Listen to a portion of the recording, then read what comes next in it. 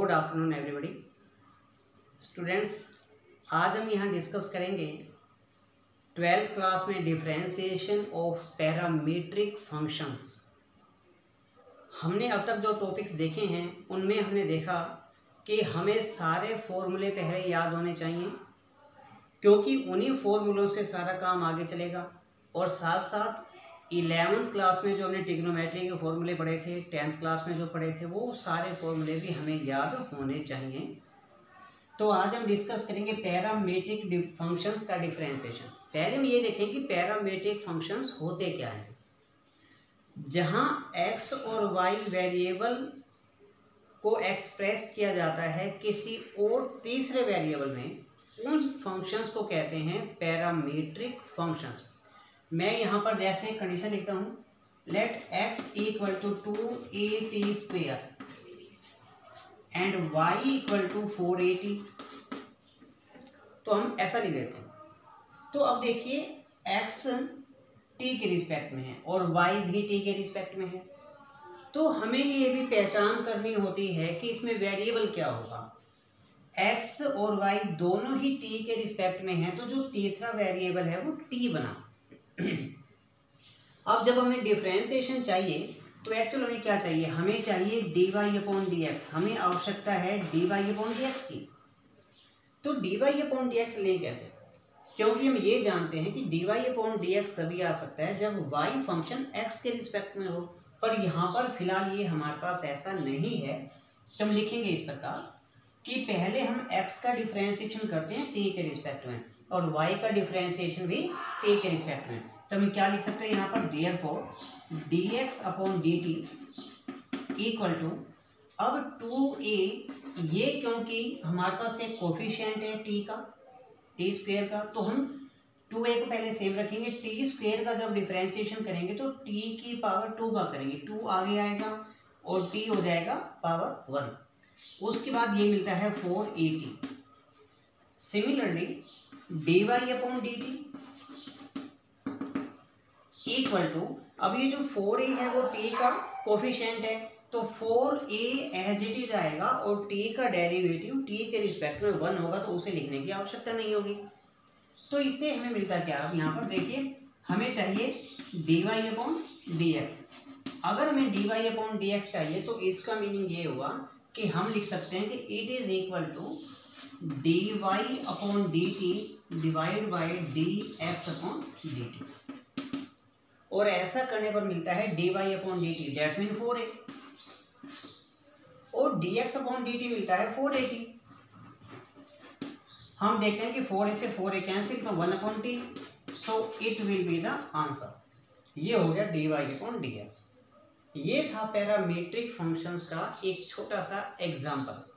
तो आप अच्छे से समझ गए होंगे, इसमें कहीं भी कोई ऐसी प्रॉब्लम फिलहाल नहीं है।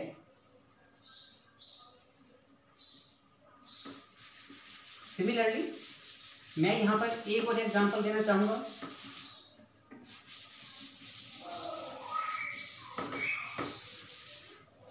मान लीजिए कि हमें एक क्वेश्चन और मिलता है और उस क्वेश्चन में हम लिखते हैं x equal to a into theta minus sine theta and y equal to a into, यहाँ पर मिलता है 1 माइनस कोस थीटा, और हमें चाहिए अभी भी वही dy/dx, ये चाहिए। तो बात फिर से वही है, dy/dx कब आएगा, जब y x के रिस्पेक्ट में हो, लेकिन ऐसा नहीं है। x यहाँ पर आप देख सकते हो, यहाँ पर हम समझना ये पड़ेगा कि किसको हम वेरिएबल मान सकते हैं। तो थीटा को हम वेरिएबल लेंगे, क्योंकि ट्रिग्नोमेट्री में जो एंगल होता है वो वेरिएबल बन जाता है।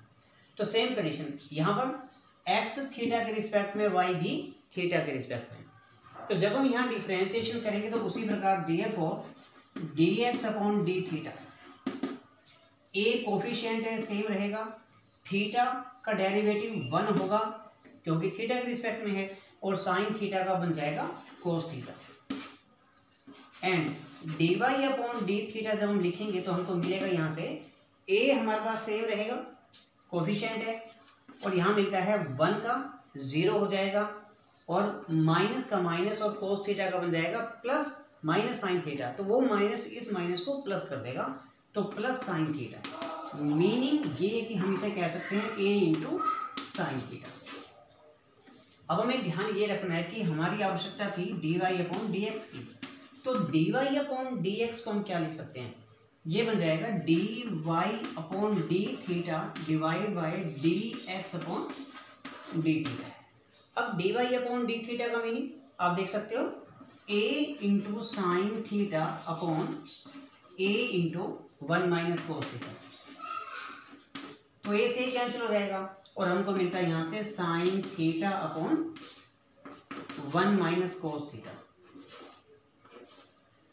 अब बनता ये है हमारे पास कि हम इसे आगे और सोल्व करें, थोड़ा सा और सोल्व करेंगे।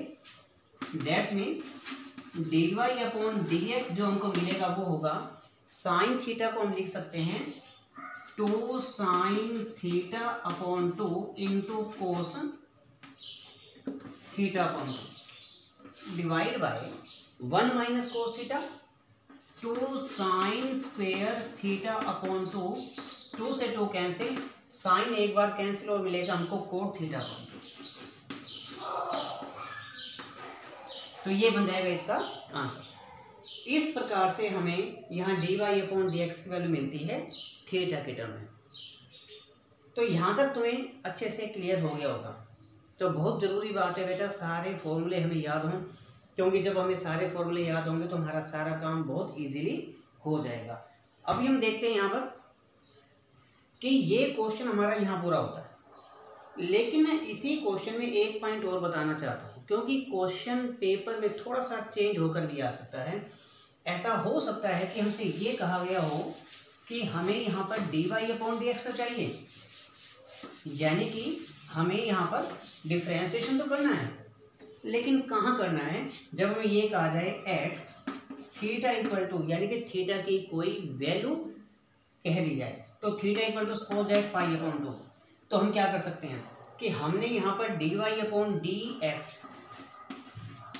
जो लिया था वो तो हमें मिल गया आंसर कोट थीटा अपॉन मिल गया, लेकिन हमें आंसर चाहिए तब जब थीटा की वैल्यू पाई अपॉन 2 होगी, तो हम कह सकते हैं at theta equal to pi upon 2, तो d y upon d x की वैल्यू क्या मिलेगी आप देख सकते हो कोट थीटा अपॉन 2, तो थीटा की वैल्यू है पाई अपॉन 2, तो हमको मिल जाएगा पाई अपॉन 4 और कोट पाई अपॉन 4 की वैल्यू होती है 1, तो इसलिए आंसर यहाँ पर बदल भी सकता है। ये इस बात पर डिपेंड करता है कि हमने जो लिखा उसमें थीटा की वैल्यू कुछ थी या नहीं थी। अगर थीटा की वैल्यू कुछ नहीं दे रखी होती तो आंसर हमारा कोट थीटा अपॉन 2 जो हम पहले सोल्व कर चुके हैं, लेकिन अगर उसकी वैल्यू बता रखी है तो थीटा की वैल्यू को पुट करो जिससे कि कंप्लीट सॉल्यूशन दिखाया जा सके। तो ये था हमारे पास पैरामीट्रिक फंक्शंस का कॉन्सेप्ट। तो हमारी ऐसे ही और वीडियोस देखने के लिए सब्सक्राइब कीजिए हमारे इस यूट्यूब चैनल को और साथ साथ कमेंट्स कीजिए और साथ में ही इनके आगे शेयर भी कीजिए। धन्यवाद।